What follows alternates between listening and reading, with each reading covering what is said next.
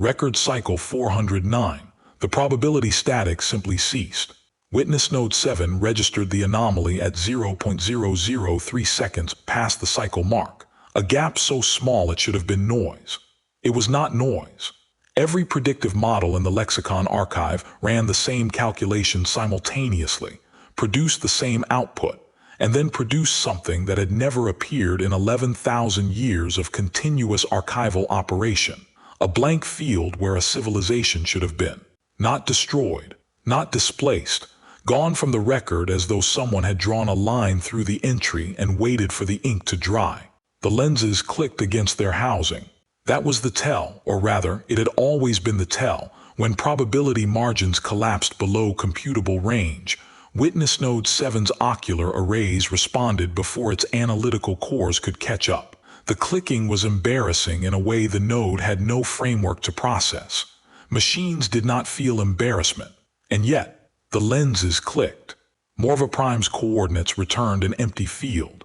FTL beacon registry, no signal. Quantum coordinate lattice, no entry. The star was still burning, sensors confirmed stellar output unchanged. But the civilization that had orbited that star for 12 unbroken millennia, the civilization that had absorbed 43 vassal states and compressed their cultures into administrative footnotes, had ceased to exist in any navigable sense. 8 billion Morvans, not one body recovered. They expected panic. Witness node 7 recorded into the active archive, its voice processor cycling through 3 tonal calibrations before settling. We offered them physics. The archive hummed. The lenses clicked again, slower this time, as though the mechanism itself was uncertain whether to keep looking. The part that tells you what they built in those 9 days, that comes next. Stay with it.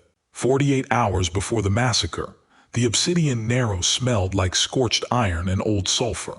That was always the first thing. Before the radiation warning scrolled across the secondary monitor, before the navigational pilot began his third manual check of the thruster arrays in as many hours, before any of it, the Narrows announced itself through the filtration seals as a faint metallic burn at the back of the throat. Kalen Vance had made the route 11 times. He recognized the smell the way a person recognizes a neighbor's voice. Without thinking, without effort, without pleasure. He stood at the helm of the Ardent Gauge and rolled the tuning fork across his knuckles. Left hand to right, right hand to left. 14 years of that motion had worn a shallow groove into the brass at the balance point. His thumb found it automatically. The fork was tarnished to the color of old honey, and there was a hairline crack down the left tine that Lyra had once pressed her fingernail into and said was structural character, not structural failure. He had disagreed. She had been right, because she was usually right about the things that mattered and never mentioned it. Behind him, Phase, 6 weeks into his first deep-root posting and still checking systems that did not require checking, ran the thruster array diagnostic for a 3rd time and announced the results were unchanged. They'll be unchanged again in 20 minutes, Kalen said. That's how diagnostics work. Ura's hands paused over the panel. Yes, Captain. From the cargo bay communication line came the sound of someone laughing, a real laugh, unguarded, the kind that happens before the person decides whether it's appropriate. Then Lyra Vance's voice, still catching itself. Key, I want you to know that whatever they're calling coffee in this section of the route, it is not coffee. It is recycled copper and regret, and I think the machine is doing it deliberately. He didn't smile exactly, but something in his jaw settled. Log a formal complaint, he said. I'm writing it right now. Recipient, the coffee machine. Subject line, you know what you did. Ura glanced sideways at the comm panel, then back at his instruments, saying nothing. He was learning. The Ardent Gauge carried 212 civilian passengers, a mixed manifest of colonial engineers, a medical team rotating back from a 6-month posting, 4 families with children under the age of 9, and Lyra Vance, who held the title of ship's acoustician, and whose official duties involved calibrating resonance dampeners in the cargo holds, but whose actual contribution to every voyage was harder to quantify. She struck the tuning fork against the primary console before every launch, said a ship without resonance was a ship without a soul. Kalen had told her the first time that this was not a standard pre-flight protocol. She had struck it again. The hum traveled through the deck plates like something exhaling. He had stopped objecting after the second voyage. 14 years. 63 routes. 63 times the hum traveled through the plates, and Kalen stood at the helm and knew, without calculation, that they were going to be fine. Witness Note 7, reviewing this sequence from the archive later, noted a variable it could not retroactively quantify. The 212 passengers aboard the Ardent Gauge had not known they were on a civilian registry vessel protected by 6 layers of interstellar humanitarian covenant. They had simply known they were on a ship that hummed before it moved, which seemed, to most of them, like enough. Fear requires a future to worry about. They had already lost hours. Witness Note 7 recorded that line without attribution. It did not know, at the time of first logging, who had said it first. Later analysis suggested it belonged to no single speaker. It was simply the thing humanity had already understood before the Narrows, before the fleet, before the moment Kalen Vance stood at a helm that would never hum again in quite the same way. The radiation pockets in the Obsidian Narrows shifted unpredictably on a 6 to 8 hour cycle. The navigational windows were narrow. Civilian haulers used the route because the alternatives cost more than most colonial budgets could absorb, and the Morvan Syndicate had held transit tariffs on the safer corridors at rates that were, technically, not illegal and practically impossible. This was known, this was logged. This was, in the Lexicon Archive's cold taxonomy, a contributing factor, which was the closest the archive came to moral language. The Ardent Gauge had cleared its third navigational window when Witness Node 7 sensors first detected the mass shadow displacement consistent with a Morvan heavy fleet emergence. 37 vessels, not a patrol configuration, not an escort formation, a surround. Kalen Vance ran the atmospheric pressure check on his console, a routine log entry, filed automatically, noted by no instrument except the one that kept records of everything. He adjusted the cabin pressure by 2 standard increments. His hand was steady. His eyes moved from the pressure display to the proximity alert that had just begun to pulse, and his hand did not change speed. The tuning fork was still in his left hand. The Morvan fleet came out of stealth the way a mathematical proof resolves. Not gradually, but all at once, as though the answer had always been there, and only the framing had changed. 37 vessels materialized across every exit vector simultaneously.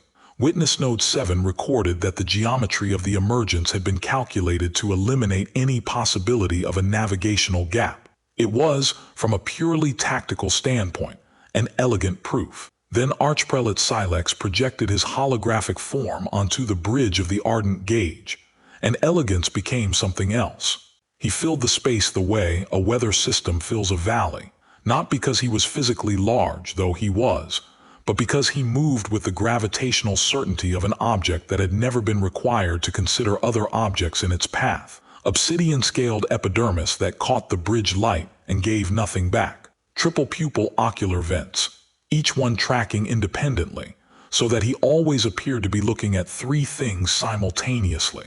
The methane respirator at his neck hissed on a precise rhythm: intake, process, exhaust, and the 9 golden rings on his right hand caught the light with the deliberate insistence of a flag. Each ring, Witness Node 7's archive noted, represented a consumed vassal state, 9 civilizations compressed into jewelry. When Silex spoke, his voice arrived as 2 simultaneous tones, a low foundation chord and a higher harmonic riding above it, slightly out of phase, so that his words seemed to arrive from 2 directions at once. It was not unpleasant. It was the auditory equivalent of a hand on your shoulder that you had not invited. Colonial Route 77 Trine is hereby designated Morvan Syndicate Restricted Space, Silex said. You will transmit your colonial administrative codes and await transfer of jurisdiction. Resistance will be categorized as hostile engagement.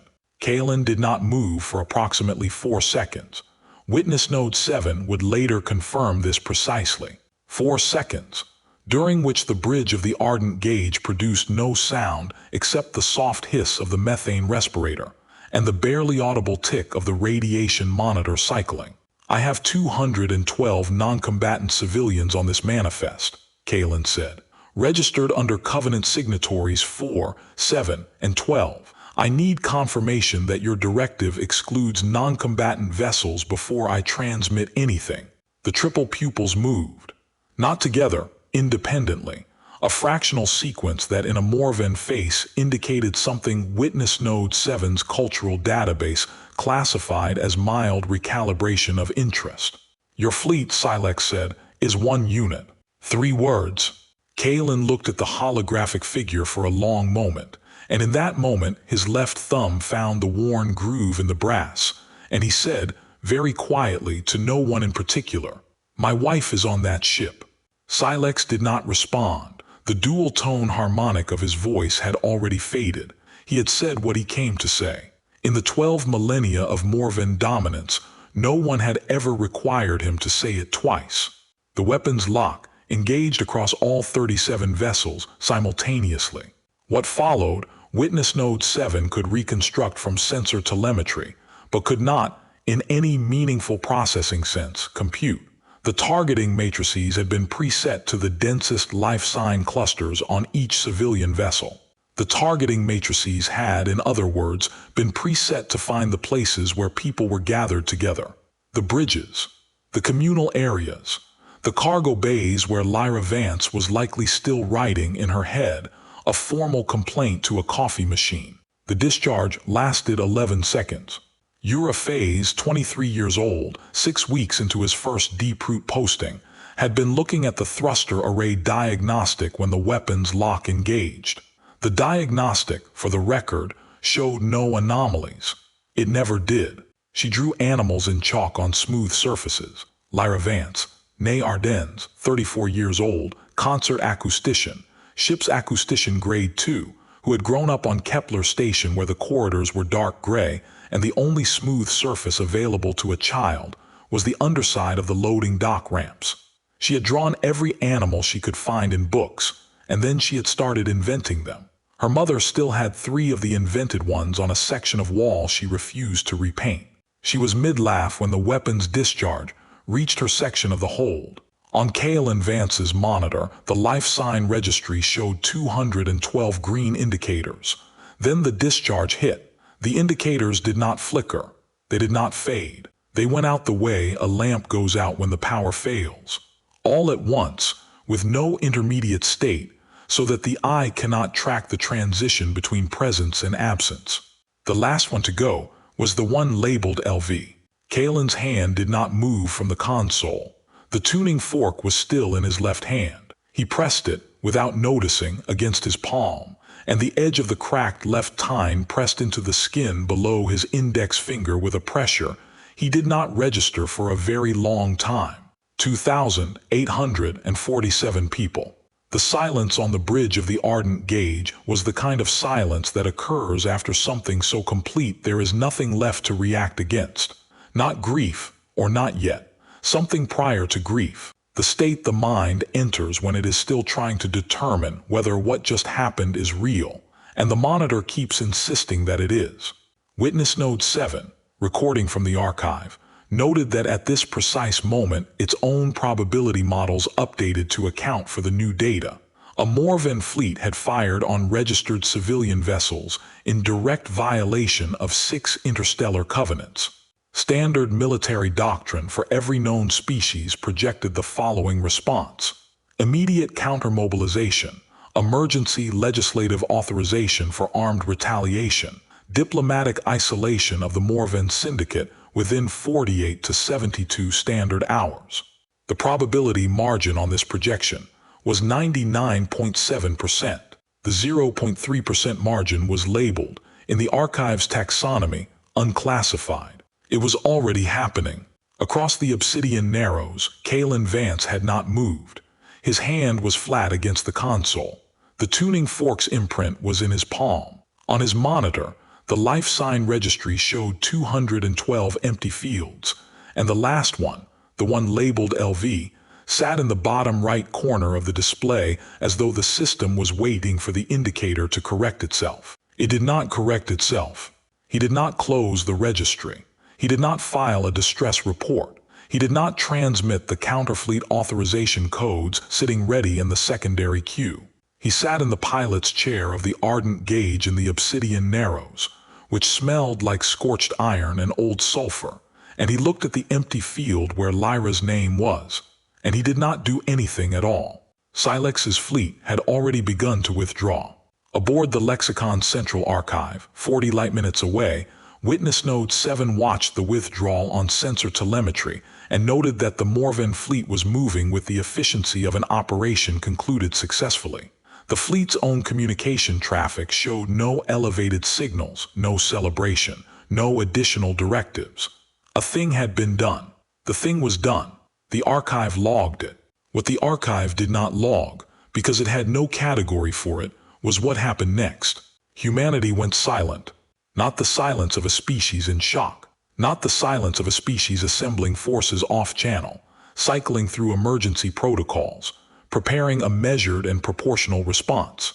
In the 72 hours following the massacre in the Obsidian Narrows, the combined communications output of humanity, diplomatic channels, military frequencies, trade negotiations, the background noise of 241 colonial installations operating across 4 star systems dropped to near zero.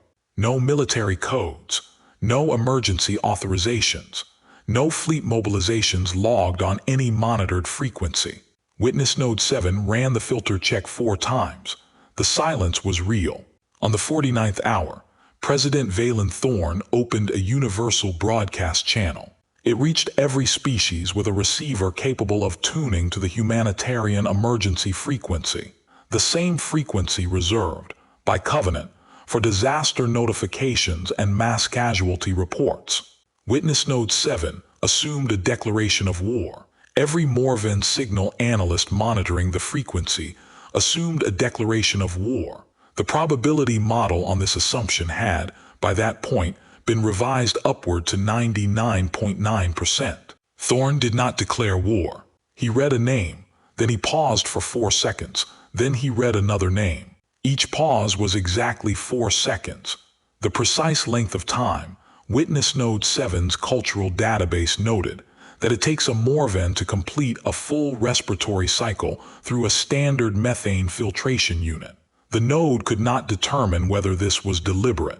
It logged the coincidence and assigned no probability weight to it, because the alternative was to assign very high probability weight, and the implications of that made the lenses click. For 3 hours and 12 minutes, President Valen Thorn read 2,847 names. He read them in the order they appeared on the civilian manifest, the same manifest Kalen Vance had filed with the Narrows Transit Authority before the Ardent Gauge had entered its first navigational window. He read each name in full, with full designation and colonial registration. He did not editorialize. He did not pause longer for one name than another. Every 4 seconds, every name. Aboard the primary Morvan diplomatic relay station, 14 signal analysts listened to the broadcast and waited for it to end. For the threat to come, for the terms, for any of the things that come after a name is read at a government broadcast. No terms came. The broadcast ended. The channel returned to standard background frequency. Morvan High Council convened within the hour. Their military advisors presented a unanimous assessment. Humanity's silence indicated a species in political paralysis, unable to coordinate a response at the speed required for effective retaliation. The registry broadcast was classified as a grief ceremony with no strategic dimension. The 48-hour retaliation window, after which counter-mobilization becomes statistically impractical, was approaching. Silex was in the council chamber. He listened. He nodded once. He had miscalculated one variable. He would not have known how to name it, because the Morvan Syndicate had never developed a vocabulary for it. The variable was this: a species that reads the names of its dead for 3 hours and issues no threats is not a species in paralysis. It is a species that has already decided what it is going to do, and has determined that the enemy does not merit a warning. Witness Node 7 logged this assessment at 0.3% probability. And in the Ardent Gauge, still sitting in the Narrows because Kalen Vance had not yet given the order to move, the tuning fork sat on the primary console where he had set it down, not because he was finished with it, because for the first time in 14 years, he had not reached for it automatically. His hand had started toward it, and then stopped, and he had looked at where his hand had stopped, and he had left it there. The console display still showed LV in the bottom right corner of the life sign registry. He did not close it. Somewhere in the 3 hours of Thorne's broadcast, a message had arrived in the Ardent Gauge's secondary queue, flagged Priority, Origin, Earth Directorate Advanced Engineering Division. Kalen did not read it immediately. He read it 20 minutes after the broadcast ended, sitting in the same chair, in the same silence, in the Narrows that still smelled like scorched iron, and still would not tell him that anything had changed. The message contained 11 words. We need your cargo space. Are you available to receive personnel? He stared at it. Then he typed back, yes. He did not ask what personnel. He did not ask what cargo. 14 years of logistics had given him an instinct for the weight of a request, and this one had a weight he recognized without being able to name it. 8 words back, arrival in 6 hours. Thank you, Captain Vance. He set the reply in the received queue and looked back at the console. The tuning fork was still there. He did not pick it up. He ordered Yura, who was still on the bridge, who had said nothing since the weapons lock engaged, who had the look of someone whose mind keeps returning to a moment trying to find where it went wrong, to plot a holding pattern in the nearest stable corridor. Yura Phase plotted the course without comment. They held. 6 hours later, 4 engineers and a physicist boarded the Ardent Gauge with 17 crates of equipment that, when Kalen checked the manifest, were listed only as resonance instrumentation, calibration array, quantum series. The physicist's name was Dr. Sen Arcas. She was 41, and she moved through the cargo hold with the focused efficiency of someone who had already done the calculation and arrived at the other side, and was simply waiting for the physical world to catch up. She looked at the empty cargo hold cleared to make room, some of the civilian cargo still in net tracks along the portside wall, and she said, "How much of this space can you give us?" "All of it," Kalen said. She looked at him for a moment, something in her expression not pity, recognition. "Good," she said, "we need all of it." He did not ask what they were building. She did not volunteer it.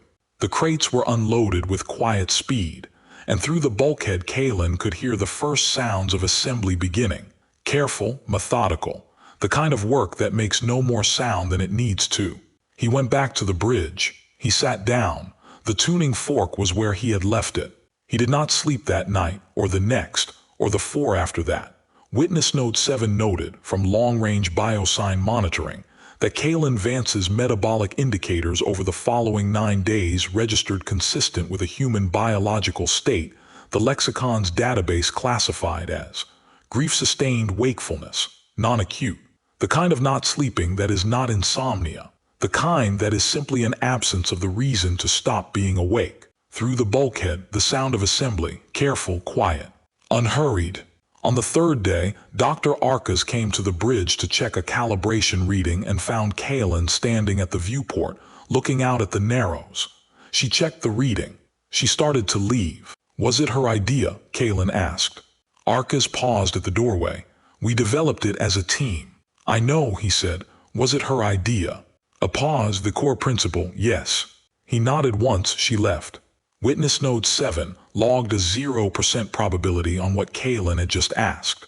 Not because the question was improbable, because the node could not determine what the question meant, and a question with no computable meaning returns a null probability, and a null probability returns a blank field.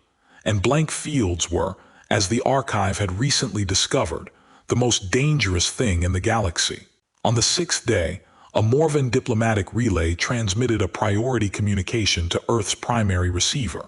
The message was brief. The Morvan Syndicate acknowledged the loss of life in the Narrows as a regrettable consequence of necessary strategic enforcement, offered a single payment restitution fund, and proposed a revised transit covenant for civilian routes, terms favorable to Morvan oversight, but terms nonetheless. The silence that followed was 10 hours long. Earth Directorate's response when it came was a single audio file. The file was 47 seconds long. It contained the reading of 47 names, the first 47 on the manifest, from the beginning of Thorne's 3-hour broadcast. No other content. In the Morvan High Council chamber, an analyst had to explain what the file was. Silex listened to the explanation. He looked at the 9 rings on his hand. He said nothing. His advisors proposed 3 interpretations: psychological warfare, political theater, bureaucratic error. None of the interpretations were correct, because none of the interpretations contained the variable that Witness Node 7's 0.3% margin kept returning to. The variable that did not have a name in any Morvan data system. The variable that could be loosely translated, if you press the archive for its best approximation, as a species that has already let go. On the 9th day, the Ardent Gauge moved.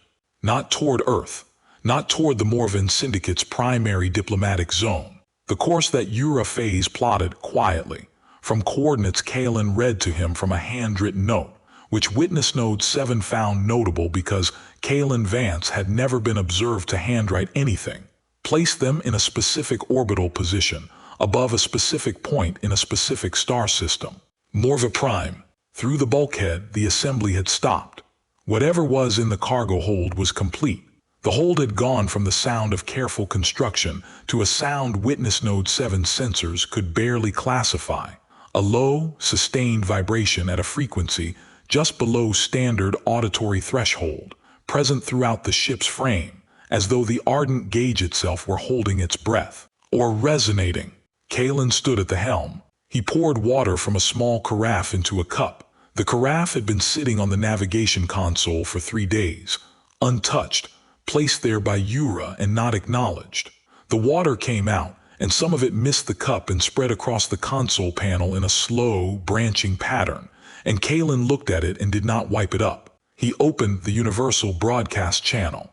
Witness Node 7 had run the probability calculation 41 times by the 9th day. 41 iterations, each returning the same result: 99.7% likelihood of conventional military retaliation, counterfleet mobilization, targeted strikes on Morvan infrastructure, a declaration of war transmitted through the standard humanitarian frequency within 72 hours of the massacre.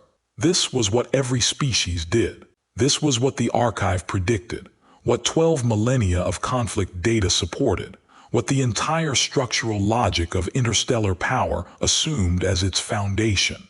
The 0.3% margin kept returning a blank field. Blank fields, Witness Node 7 had recently learned, were not empty.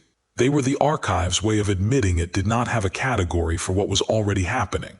And what was already happening, as the Ardent Gauge achieved orbital insertion above Morva Prime and Kalen Vance opened the Universal Broadcast channel, was something the lexicon had been watching for 9 days without once being able to name. The lenses clicked. Below the ship, Morva Prime turned slowly on its axis. A methane-choked world of brutalist geometry, cities built like arguments, each structure designed to communicate permanence and mass, and the specific arrogance of a civilization that had never been required to consider what it looked like from outside. The atmospheric haze gave it a color halfway between amber and ash. From orbit, it looked like a world that expected to be here forever. 41 hours earlier, Morvan Planetary Defense had tracked the Ardent Gauge's approach and classified it as a civilian logistics hauler, which it was, technically, still registered as and logged it as non-threatening. No weapons signature, no military transponder, a single logistics ship in a standard orbital approach pattern. They had not been wrong exactly. They had simply been measuring the wrong thing. Kalen's voice, when it came through the Universal Channel, was the same voice he used to authorize atmospheric pressure adjustments and file transit clearances. Flat, precise, the voice of someone reading from a manifest. This is Captain Kalen Vance of the civilian hauler Ardent Gauge, transmitting on universal humanitarian frequency to the governing authority of Morva Prime and all subsidiary Morvan Syndicate administrative zones. A pause. 3 seconds, not 4, his pause, not thorns. 9 standard days ago, your fleet commander authorized the destruction of 2,847 registered non-combatant civilians in the Obsidian Narrows. You have been given 9 days to evacuate your homeworld and its orbital installations. That period ends at the close of this transmission. Witness Node 7 detected the Morvan Planetary Defense Network cycling through threat assessment protocols. The defense arrays were coming online. Targeting solutions were being calculated for a single, unarmed civilian logistics hauler in low orbit. Kalen Vance did not accelerate away. He did not raise his voice. "You cannot demand a surrender," he said, "from a species that has forgotten how to care if they survive." The channel closed. In the cargo hold of the Ardent Gauge, Dr. Sen Arcas placed both hands flat on the primary interface panel of the cartographic silence engine. 17 crates of equipment assembled over 9 days into something that had no precedent in the lexicon's 11,000 years of weapons taxonomy. Not a weapon, technically. The archive had tried that classification and rejected it. Not a weapon because it destroyed nothing. Not a communications array because it transmitted nothing. Not a navigational device because it did not guide. It erased. Not the planet, not the people, not the star. The coordinates. Arcas engaged the primary sequence without ceremony. No countdown, no warning light. The engine's low vibration, which had been present in the Ardent Gauge's frame for 3 days, simply changed frequency, dropped 1 register, held there for approximately 4 seconds, and then produced a pulse that Witness Node 7 sensors recorded as a simultaneous update, cascade propagating outward at quantum entanglement speed across every connected navigational database, FTL beacon network, cartographic archive, and coordinate registry in the galaxy. The update took 11 seconds to complete. 11 seconds, the same duration as the weapon's discharge in the Obsidian Narrows. Witness Node 7 logged this coincidence, and then, after consideration, removed the word coincidence and replaced it with no existing category. On every map in the galaxy, Morva Prime's entry self-deleted. Not corrupted, not flagged as unavailable. Deleted cleanly, with no recovery marker, as though the entry had never existed. The FTL beacon that had guided ships to Morva Prime's orbital approach for 9,000 years went silent, and then vanished from the beacon registry entirely. Quantum coordinate lattices across 4,000 navigational systems returned the same response to any query containing Morva Prime's designator. No record found. The star was still burning. Witness Node 7 confirmed this. Stellar output unchanged. The planet was still turning. The cities were still there, the brutalist geometry, the methane haze, the amber-ash color from orbit. 8 billion Morvans were alive. They were simply nowhere. Nowhere on any map. Nowhere in any database. No ship in the galaxy could plot a course to them. No transmission could find their coordinates to lock onto. No distress signal from their surface could propagate through standard FTL relay, because the relay network had no entry point for a location that did not exist in its registry. Witness Node 7 recorded a single Morvan emergency beacon activating 23 seconds after the cascade completed. A planetary distress signal, maximum power, broadcasting on every emergency frequency simultaneously. The signal contained Morva Prime's coordinates. The coordinates were accurate. No receiver in the galaxy had a registry entry to match them against. The signal propagated outward into a network that had no memory of what those numbers meant, looping at maximum power into a silence that would not answer it. And Witness Node 7 calculated that the beacon's power source would sustain transmission for approximately 412 years. It would loop for 412 years. No one would come. Kalen Vance stood at the helm of the Ardent Gauge and looked at the orbital display. Morva Prime was still visible through the viewport. He could see it with his eyes, amber and ash, turning. His instruments reported empty space. The tuning fork was on the console where he had left it 9 days ago. He had not touched it since the Narrows. His hand had started toward it perhaps a dozen times. Each time it had stopped, not from decision but from the same thing that had stopped it the first time. The understanding, arrived at without language, that the ritual the fork belonged to was a ritual that required two people, and there was now one. He looked at it. Europhase at the navigation station said nothing. He had learned over 9 days to say nothing at precisely the moments that mattered. This was, Witness Node 7 noted, a faster education than most species managed in a lifetime. Below them, Morva Prime kept turning. Across the Morvan Syndicate's administrative network, the cascade had reached every subsidiary installation simultaneously. 43 vassal state archives, their records partially absorbed into Morvan Central Registry, had lost the primary coordinate index. Ships in transit to Morva Prime found their navigational computers returning route not found errors for destinations they had visited dozens of times. Automated supply convoys halted in staging corridors, their routing protocols cycling through database queries that returned nothing, waiting for instructions from a homeworld their systems could not locate. The Morvan Syndicate had been built on mathematics. It had processed everything: war, diplomacy, economics, the absorption of 43 civilizations, as a series of computable variables. It had, for 12,000 years, encountered no variable it could not eventually quantify. It could not quantify this, not because the mathematics were complex, because the mathematics were complete.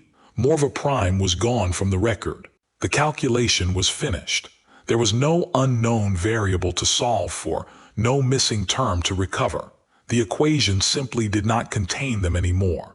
In the Lexicon Central Archive, Witness Node 7 attempted to file humanity's action under every existing category in its taxonomy.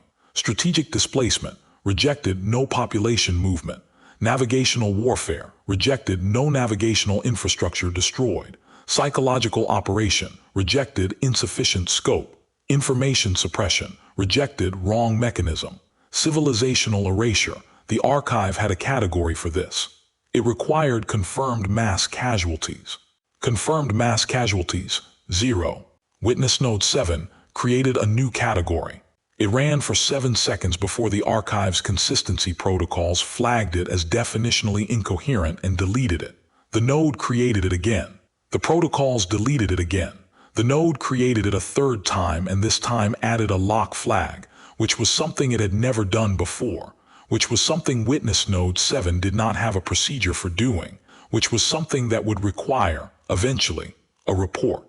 The lenses clicked steadily against their housing for a very long time. 36 hours after the cascade completed, Archprelate Silex was aboard a refugee transport that had successfully evacuated from Morva Prime's orbital station before the engine engaged.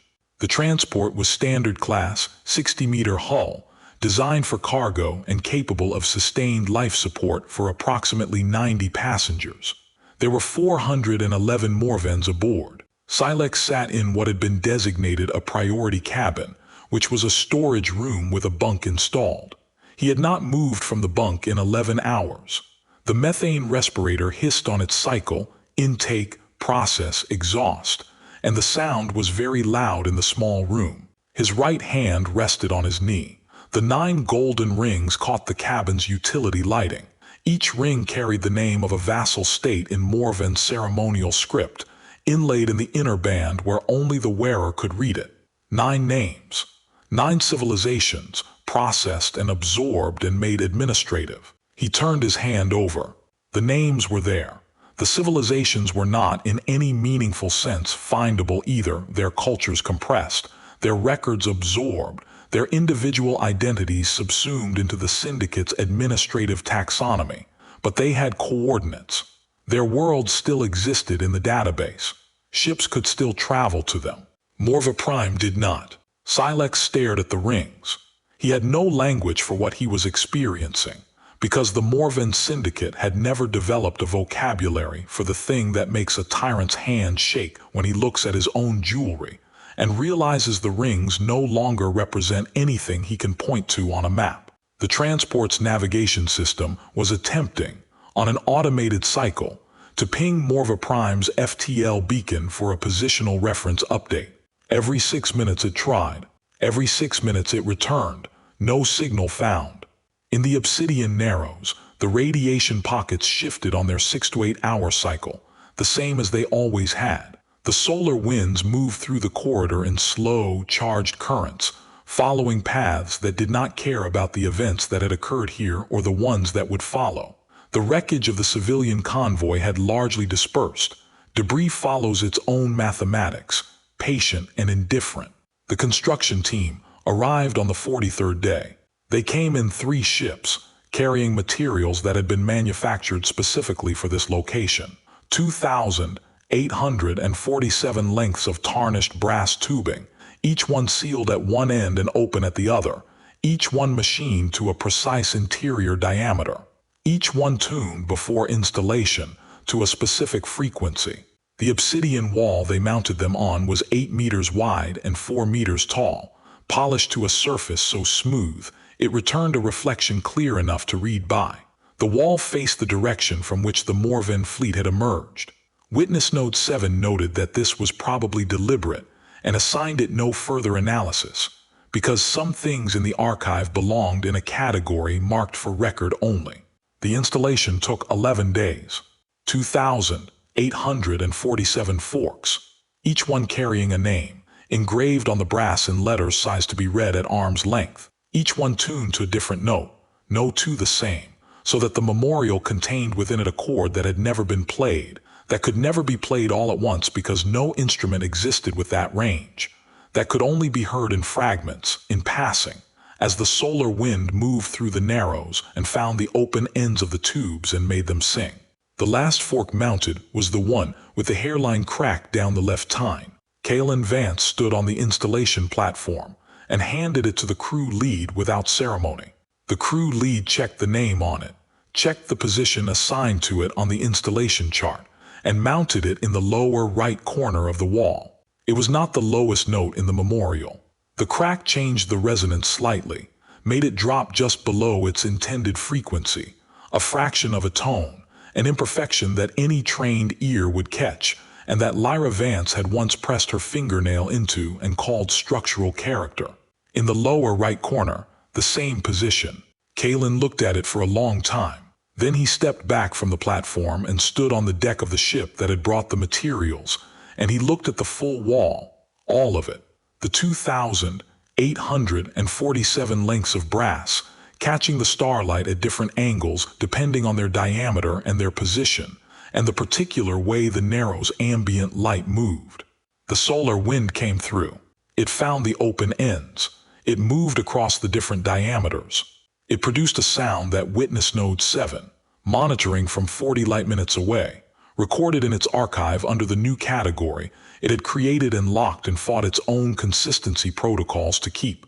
The category that had no name yet, that kept getting flagged as definitionally incoherent, that the node kept recreating because the alternative was to leave the event unclassified, and an unclassified event was a blank field, and blank fields were, as the archive had recently and permanently learned, the most significant entries it contained. The sound lasted approximately 8 seconds before the wind shifted. Aboard a refugee transport still attempting every 6 minutes to locate a beacon that would not answer, Archprelate Silex sat in a storage room and looked at 9 rings, and the universe they had represented was a coordinate in no database, and no ship could find the way back, and the stars outside the porthole window were the same stars they had always been, burning without record of what had orbited them, patient and enormous and entirely indifferent to being remembered. In the lower right corner of the obsidian wall, the cracked brass fork caught the last of the solar wind as it moved through the narrows, and it sang one note, slightly lower than intended, steady and clear across the empty corridor where no map marked what had once been there.